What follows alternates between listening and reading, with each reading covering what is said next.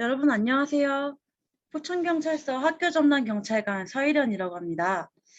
오늘은 여러분 위드 코로나가 되면서 확진자 수는 더 증가하고 점점 우리는 외부에서의 활동보다 집안에서 온라인상에서 활동하는 경우가 더 많아졌어요. 이렇게 우리 청소년들이 사회적 활동, 환경에도 많은 변화가 있었습니다. 오늘은 여러분들 대상으로 사이버 폭력에 대해 강의를 할 텐데요. 우리 본격적으로 시작하기 전에 문제 하나 내볼게요. 코로나19로 인해서 우리들의 사회에도 많은 변화가 있었는데요. 2020년, 2021년 포천경찰서뿐만 아니라 전국에 있는 모든 경찰서에 학교폭력으로 신고 접수된 것 중에 어떤 게 가장 비율이 높았을까요? 이미 눈치챈 친구들도 있었을 것 같은데요. 정답은 바로 사이버 폭력입니다. 그래서 오늘 학교폭력 전담 경찰관이 준비했습니다. 사이버 폭력이란 무엇인지, 또 어떤 종류가 있는지, 어떻게 해야 하는지, 어떻게 예방해야 되는지에 대해 알아보도록 하겠습니다.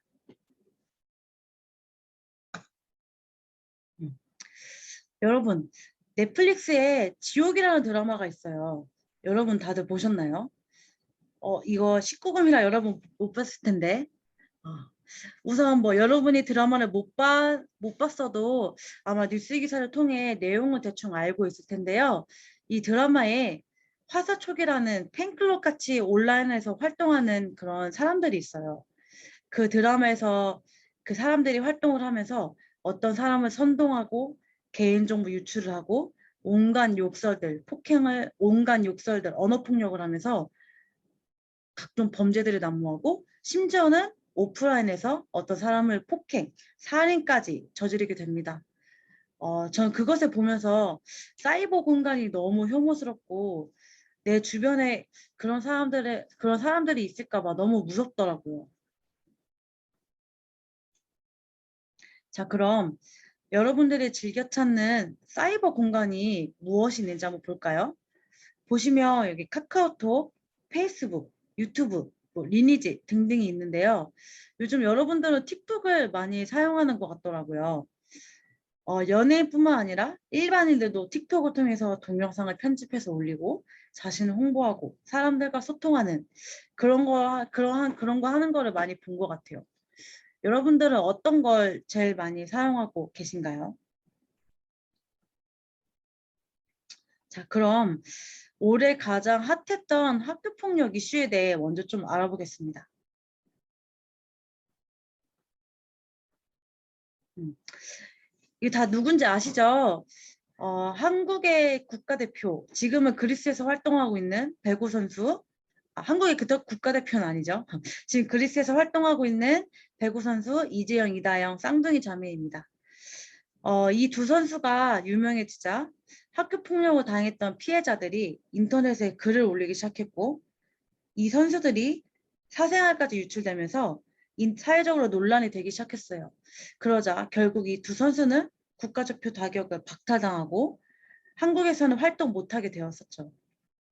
그리고 옆에 남자 배우는 지수라는 배우인데 이 배우는 열심히 노력해서 자기가 처음으로 드라마의 주연을 맡았지만 주연 확정이라는 소식이 알려지자마자 인터넷에 학교 폭력에 관한 뉴스 기사가 엄청 올라왔어요.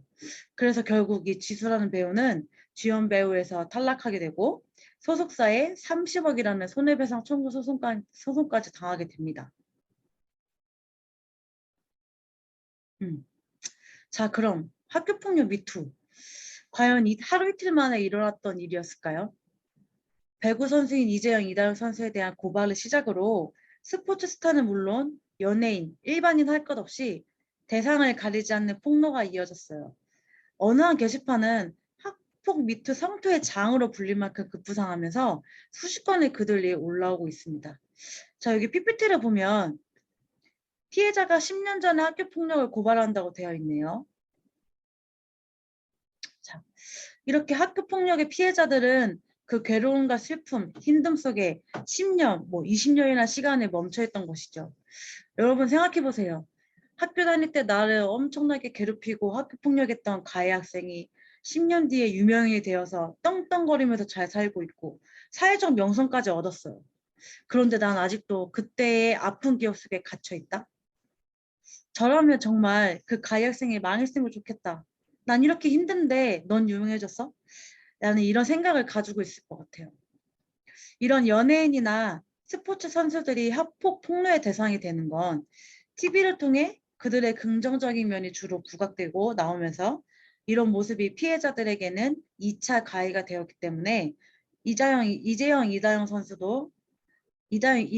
선수를 비롯한 유명 연예인들에게 학폭 미투가 일어나는 것이라고 생각합니다. 실제로 이런 폭로로 인한 움직임이 학폭 문제의 경각심을 우리 사회에 불러일으키고 있어요. 이렇듯 학교폭력 미투는 사과해야 될 시기에 사과하지 않은 이유를 10년 뒤에 묻는 것입니다. 자, 학교폭력 피해자 시계는 멈춰 있어요. 자, 다음으로 사이버 공간에서의 아이디 거래 문제에 대해 배워보도록 하겠습니다. 돈을 받고 판 계정이 성착취 사이트, 도박 사이트, 홍보 아이디로 사용되고 1, 2만 원의 계정을 팔았던 피해 학생은 계정이 정지가 되어 더 이상 친구들과 연락을 주고받지 못합니다. 네, 거래되는 과정을 이렇게 소개하고 있습니다.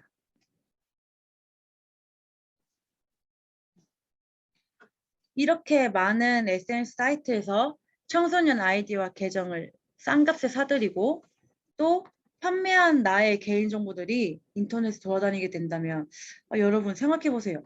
너무 끔찍할 것 같지 않나요? 한번 범죄 아이디로 이용된 내 계정은 향후 인터넷 계정을 가질 수 없는 불편함을 겪게 될 수도 있습니다. 자, 동영상 하나 보고 가겠습니다. SNS 단체 대화방에서 고수익 재테크라고 속여 SNS 이용자들을 사기 도박으로 끌어들이는 범죄가 끊이지 않고 있습니다. 이런 불법 도박 업체 홍보에 10대들의 SNS 개인정보가 대거 도용된 사실이 KBS 취재 결과 확인됐습니다. 조진영 기자입니다.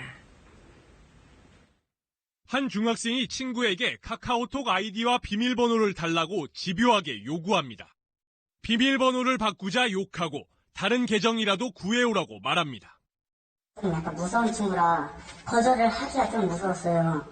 저희 학교에서만 한 20명 될 거예요, 진짜. 이렇게 모인 개인정보가 업자에게 넘겨져 고수익 재테크를 빚기로 한 사기 도박 사이트 홍보에 악용됐습니다. 일부 학생의 카카오톡 계정은 유해 정보를 홍보하는 데 이용되면서 영구정지 당하기도 했습니다.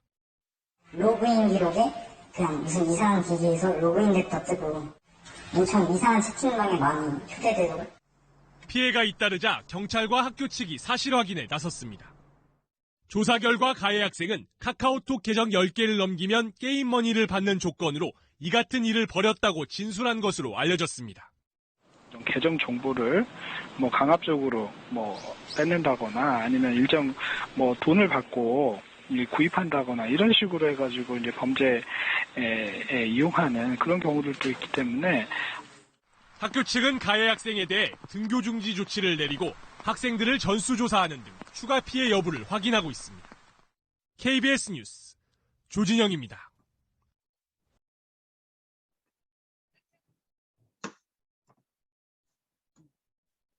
자, 여러분 동영상 어떻게 보셨어요? 현재 경찰서에 접수되고 있는 카카오톡 계정 뺏기 사례였습니다. 자, 다음은 사이버 폭력에 대해 알아보겠습니다. 사이버 폭력이란 메신저, SNS, 휴대전화, 커뮤니티 등의 정보통신 기술을 이용해서 사이버 공간에서 특정인을 의도적으로, 지속적으로 괴롭히는 행위를 말합니다.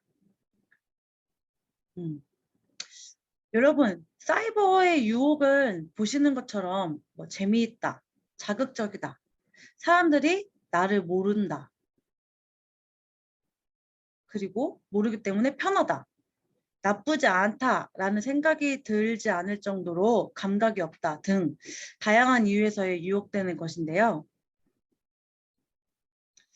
과연 사이버 공간이 좋기만 한 것일까요? 보시면 스마트폰을 안 했을 때 우울증, 즉 중독 형상이 우려가 되고 더 자극적인 콘텐츠를 원하는 소유욕, 과욕 소비, 그리고 또 안 보이니까 내 마음대로 할 수 있지 하고 하는 마음의 공격성이 높아져서 비현실성이 우려되는 부분들이 있습니다. 자, 첫 번째로 사이버 공간에서의 착각이에요.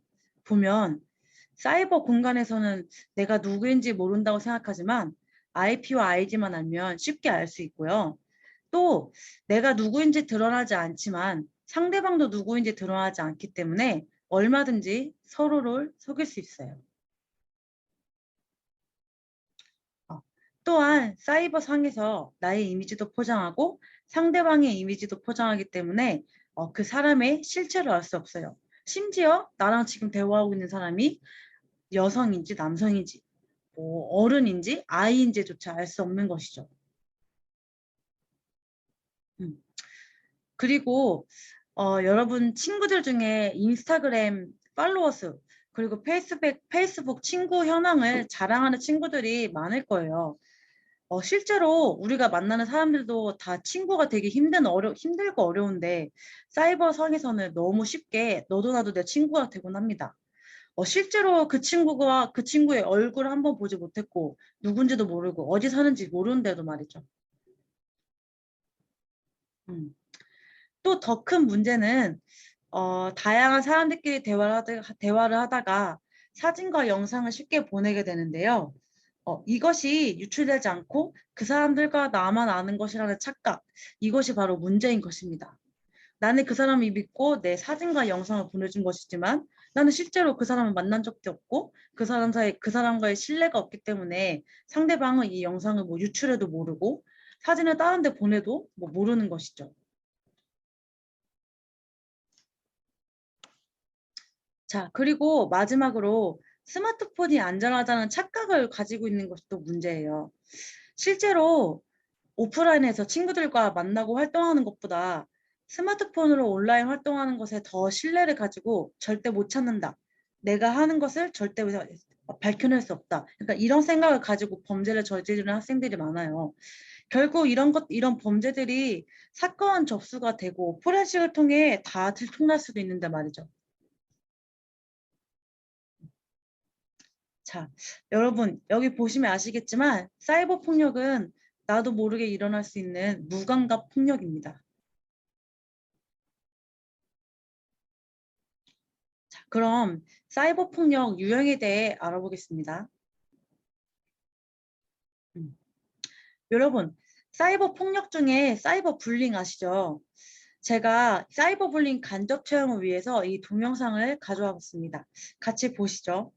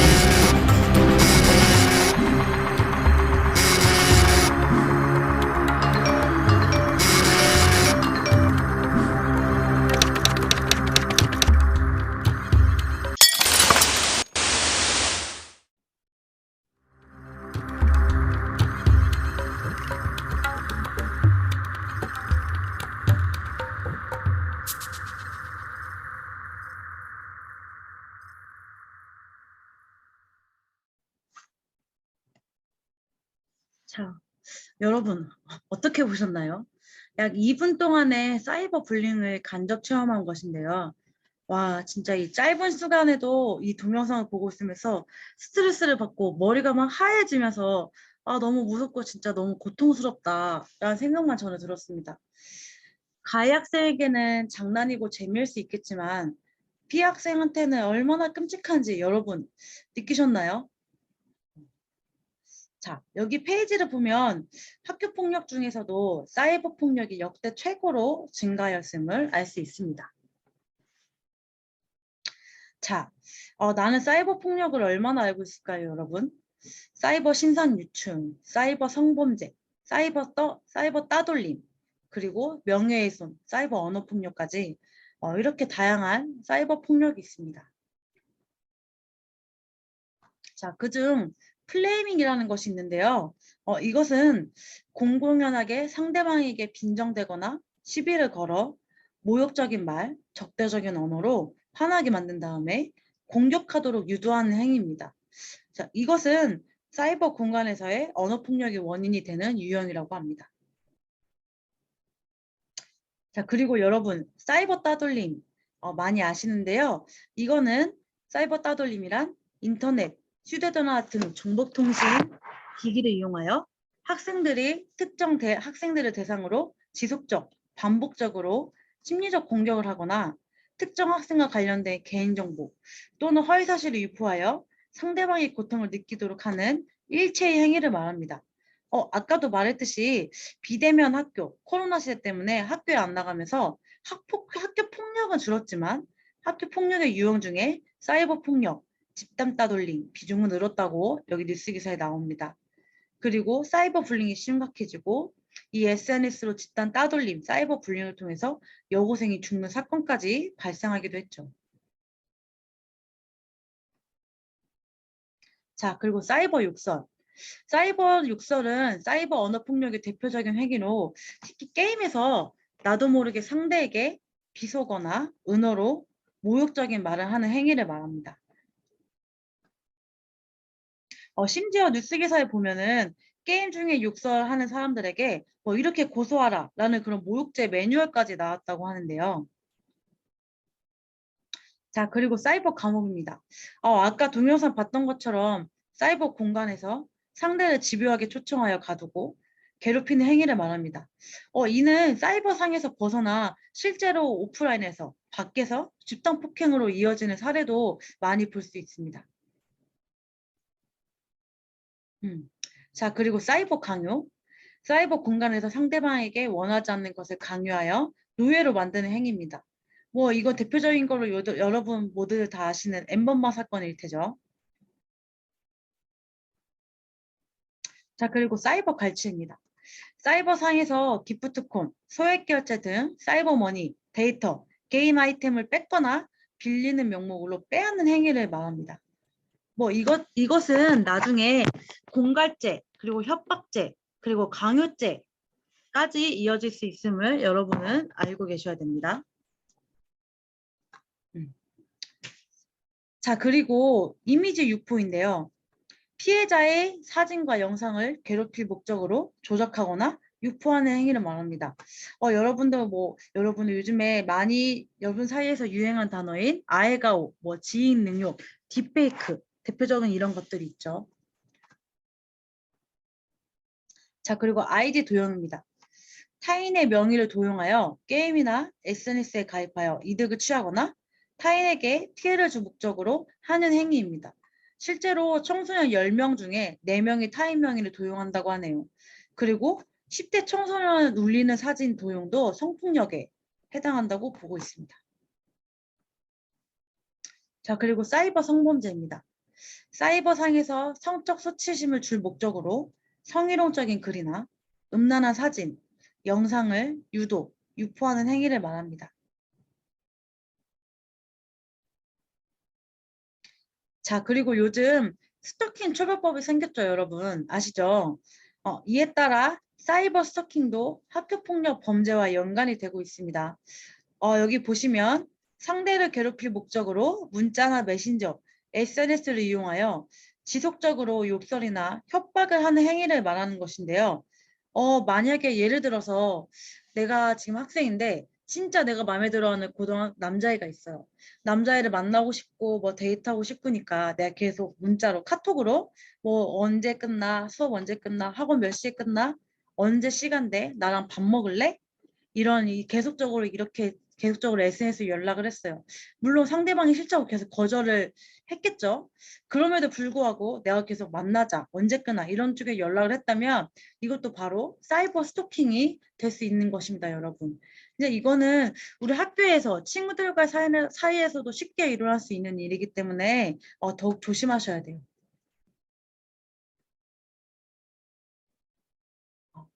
자, 지금까지 사이버 폭력의 종류에 대해 알아보았고요. 좀 더 자세하게 사이버 성범죄 중 우리나라를 떠들썩하게 만들었던 N번방에 대해 이야기를 해보겠습니다. 여러분, 이 사진 지금 N번방으로 글씨가 가려져서 그러는데 딱 누군지 딱 보기만 해도 여러분 아시죠? 네, 맞습니다. 바로 박사방 운영자였던 조주빈인데요. 자, 이제부터 우리가 재작년에 떠들썩하게 만들었던 N번방 사건에 대해 알아보도록 하겠습니다.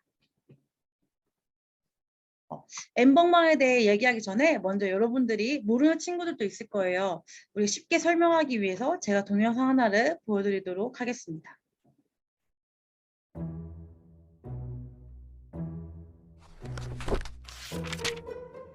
최근 들어 N번방의 사건이 이슈가 되고 있군요. 많은 사람들이 궁금해할 것입니다. N번방이 어떻게 탄생하게 되었는지. 하지만 그들은 잘 모르죠. 이 모든 것이 나의 계획이라는 것을. 나는 먼저 파티가 시작될 방을 준비했습니다. 방은 등급별로 나뉘죠. 이 모든 방을 통틀어 N번방이라고 부릅니다. N번방의 파티를 열기 위해서는 반드시 3가지 조건이 갖춰져야 합니다. 왕관, 어린 양, 그리고 가면. 첫 번째 타깃은 왕관을 쓰게 될 사람들. 이들은 비록 소수에 불과하지만 충성심만큼은 그 누구보다 뛰어납니다. 나는 그들에게 다가가 거래를 하죠. 이 왕관과 그들의 마음을 맞바꾸는 것입니다. 물론 그들은 이 제안을 거부할 수 있죠. 모든 것은 그들의 선택에 달려 있으니까요. 왕관을 선물 받은 사람들은 N번방 안에서 나의 강한 힘과 권력을 소유하게 됩니다. 두 번째 타깃은 어린 양들이죠. 내가 어린 양을 바깥으로 유혹하는 사이. 왕관을 쓴 내 친구들은 미끼를 준비해 놓습니다. 가끔씩 일탈을 즐기는 어린 양들은 울타리를 뛰어넘어 미끼를 따라 N번방으로 들어오게 되죠. 아무것도 모른 채 말입니다. 마지막 3번째 타깃은 N번방 쇼를 위해 자리를 가득 채워줄 관객들입니다. 이들은 학교나 일터, 가정집, 그 어디를 가도 쉽게 찾을 수 있죠.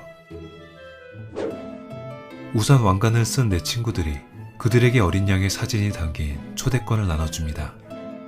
양을 시식해 볼 수 있을 정도로만요. 그 후에는 이 티켓들을 판매하며 가면을 나눠주죠. 그들은 가면을 쓴 채 1번 방부터 입장합니다. 왕관을 쓴 내 친구들이 쇼를 진행하는 사이 나는 그들에게 다가가 그 다음 방으로 유혹하죠. 쇼가 끝나고 나면 그들은 더 비싼 티켓을 구입해 보다 더 자극적인 방으로 이동합니다. 등급이 올라갈수록 그들은 나와 점점 가까워지는 것이죠. 훗날 내가 그들의 자녀들에게 찾아갈 것은 당분간 비밀로 해야겠군요. 자, 새 구성원들이 모두 모였으니 쇼를 시작해볼까요? 무대 위에는 오로지 벌거벗겨진 순한 양만 보입니다. 무대 밖은 어둠으로 가득하여 볼 수가 없죠. 가면을 쓴 사람들이 열심히 욕구를 채우는 사이 어린 양은 반항하지 못한 채 조용히 피를 흘리며 죽어갑니다. 쇼가 끝나고 나면 사람들은 왕관과 가면을 벗고 조용히 일상으로 돌아가죠. 마치 아무 일도 없었다는 듯이. 나는 보이지 않게 활동하기 때문에 사람들은 나를 잘 인식하지 못합니다. 나는 조용히 그들의 마음속으로 다가가 부드러운 음성으로 속삭이죠. 그들이 좋아하는 선물을 들고.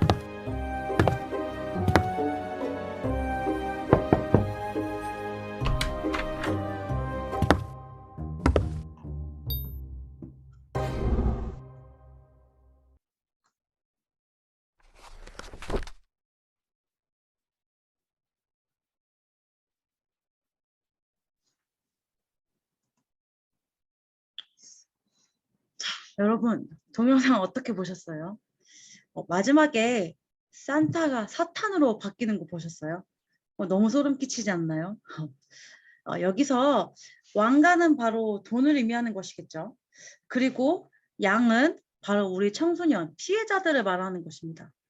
그리고 마스크를 쓴 관객들은 N번방을 이용하는 사람들이겠죠. 여기서 계속 말하고 있는 해설자는 아마 조주빈 같은 그런 사람들에게 N번방을 알선하고 순한 양, 피해자들에게 그런 행위를 하게 하는 사람들을 말하는 것이겠죠. 여러분들 어떻게 보셨어요?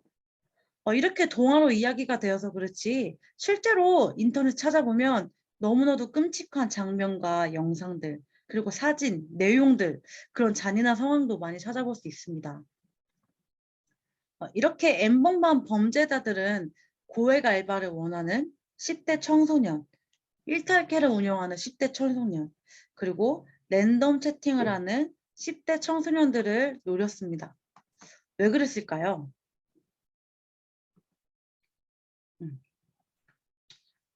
N번방 사건은 협업적 성착취입니다. 디지털 성착취 범죄자는 생산자, 유통자, 참여자, 소비자가 각자 알아서 움직이며 서로 맞물려 굴러가는 생태계를 가지고 있었어요. 성착취 영상은 성착취 생태계의 공동화폐로서의 기능도 했다고 하는데요. 이런 10대 청소년들이 성착취를 좋아하고 또 잘 속아 넘어오기 때문에 그들은 말했다고 하네요. 그리고 N번방 가해자들을 통해서 보셨을 거예요. 딱 보면은 나 제 성범죄자다. 딱 제 얼굴에 표시 난다. 이렇게 여러분 느낌이 왔었나요? 절대 아니죠. 실제로 조주빈이 고등학생이었어요. 그쵸? 우리가 학교에서 같이 수업을 듣고 우리와 대화를 하고 교실에서 같이 밥을 먹고 채팅으로 항상 웃고 떠들면서 대화를 하는 그런 친구였어요. 근데 나랑 맨날 같이 웃고 떠들고 밥 같이 먹던 그런 친구가 온라인상에서 그런 행동을 하고 있었어요. 생각해보세요, 여러분. 너무 끔찍하지 않나요? 그 친구가 나는 범죄자입니다. 나는 이런 행동을 하고 있습니다. 라고 써놓고 다니는 것이 아니기 때문에 우리는 친한 친구라도 이런 쪽으로 온라인 쪽에서 이런 행동들을 하는 것은 조심하고 또 조심해야 됩니다. 자, 이런 끔찍한 사건들을 계기로 N번방 방지법이라는 게 생겼어요. 핵심 내용을 보면 아동 청소년 성착취물에 대한 법과 불법 성적 촬영물에 대한 법률이 강화되었고요. 또한 제작하거나 반포, 시청한 사람들까지 처벌할 수 있게 되었습니다. 여러분 죄송하지만 N번방은 아직 끝나지 않았습니다. 지금도 여러분의 친구들 또는 지인들이 텔레그램을 기웃거리면서 성착취물을 소비하고 있을지도 몰라요. 실제로 제가 대학교 때 저랑 알던 친했던 남자 사람 친구가 있었는데 연락을 저랑 끊고 살았어요. 연락이 끊기고 한 20년, 10년 동안 연락을 안 하고 지내다가 다른 친구들한테 소식을 들었어요. 그 친구가 N번방에 연루가 돼 있어가지고 지금 처벌을 받고 있다. 저랑 연락을 꽤 안 했던 친구인데도 대학생 때 저랑 친했다는 그런 생각에 약간 무서워지면서 아, 내가 그런 사람과 친구라고 있었다니 그런 생각에 너무 약간 내 자신이 후회되고 그때 그 시절도 좀 약간 후회를 하게 되더라고요. 여러분도 10년, 20년 뒤에 있을 수 있는 일이라는 거를 명심해 두셔야 됩니다. 음. 자, 주목해 주세요. 디지털 선범죄자들은 지금 청소년들에게 어떻게 접근하고 있을까요? 바로 청소년들을 노리는 텔레그램 감시단 참교육이라는 이름을 통해서입니다. 친구 사진, 음란물, 합성을 의뢰했다가 협박을 당하게 되는 것이죠. 실제로 여기 뉴스 기사를 보면 참교육에게 당한 디지털 성범죄 사례가 7월에서 9월, 3개월 사이에 5건이나 나타나기도 했다고 합니다. 다시 한번 정리해보면 공짜로 친구 사진을 음란물로 합성해 준다고 유혹한 다음에 그 개인정보를 받고 그 다음에 갑자기 협박을 하는 것이죠. 너 성범죄자니? 우리가 교육해야겠다 너. 우리 말 안 들으면 너가 이렇게 했던 거 다 폭로할 거야. 라는 식으로 협박을 합니다. 그렇게 되면 약점이 잡힌 학생들은 참교육 운영자가 시키는 대로 해야 되는 노예가 되는 것이죠. 여러분, 친구들의 사진을 마음대로 합성을 해서도 안 되고 혹시라도 저런 메시지를 받는다면 바로 차단을 하셔야 됩니다. 아시겠죠?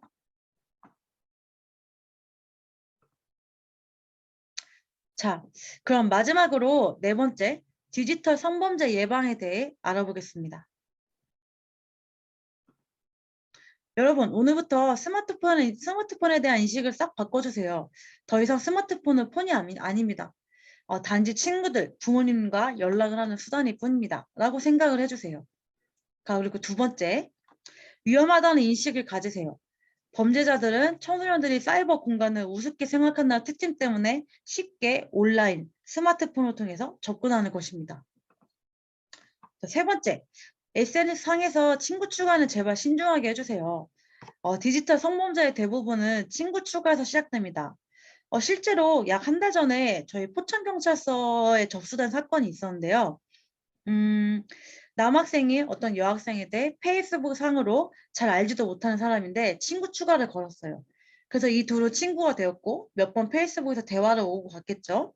그러다 이 남자는 이 여학생이 친해졌고 대화하는 게 마음에 들었는지 그 뒤로 계속 인터넷에서 언제 만날 수 있냐, 우리 만나자, 우리 사귈래? 이런 식으로 계속 말을 걸기 시작하죠.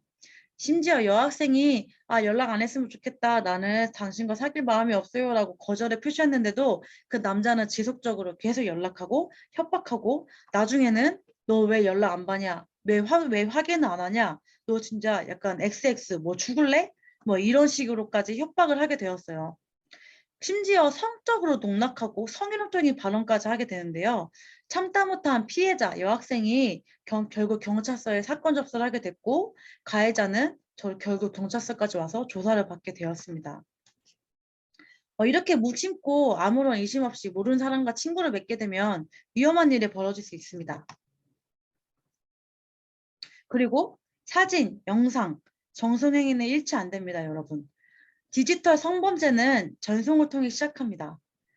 한 번 전송된 사진은 되돌리기 너무 힘들어요. 아시죠? 여러분 카카오톡이나 페이스북도 포렌식 방법을 통해 복원할 수 있습니다. 나는 이미 사진을 친구한테 보냈고 그 사진이 유포인지와 상관없이 나는 이미 너무 힘들어요. 근데 그 친구는 그 사진을 지웠다? 뭐 자기는 배째라 뭐 이런 식으로 나옵니다. 하지만 나중에 경찰서에 사건 접수되고 나중에 포렌식을 통해서 모든 그런 행위들이 다 밝혀질 수 있다는 것을 여러분도 알고 계셔야 됩니다. 자, 그리고 마지막으로 여러분, 청소년들은 의심을 안 해요. 라고 여기 디지털 성범죄자가 한 말을 보면 알 수 있죠. 이렇듯 여러분, 진짜 마지막으로 제발 비판적인 사고를 가지세요. 사이버 공간은 눈에 보이지 않기 때문에 글과 사진, 영상 등을 의심해보고 확인해보는 비판적인 사고를 가져야 됩니다. 그래야 우리는 사이버 범죄로부터 안전할 수가 있어요. 자, 지금까지 사이버 범죄와 사이버 폭력의 유형, 어떻게 범죄를 예방할 것인지에 대해 알아보았습니다. 여러분 어떻게 보셨나요? 사이버 범죄가 얼마나 무서운가를 좀 느끼셨나요? 우리가 항상 조심한다고 하지만 우리 청소년들은 범죄에 쉽게 노출될 수 있는 환경을 가지고 있는 것은 사실이에요. 혹시라도 이런 일이 일어나면 안 되겠지만 만약 이런 일이 나에게 또는 내 주변 친구들에게 발생한다면 주저하지 말고 부모님 또는 학교 선생님한테 말씀해 주세요. 그리고 가장 중요한 거는 우리 학교폭력 신고번호 117 아니면 112로 신고를 하거나 학교 전담 경찰관에게 전화로 상담 또는 신고를 해주세요. 우리 학교 전담 경찰관이 여러분들을 항상 기다리고 있겠습니다. 자, 오늘 강의는 여기까지 하겠습니다. 감사합니다.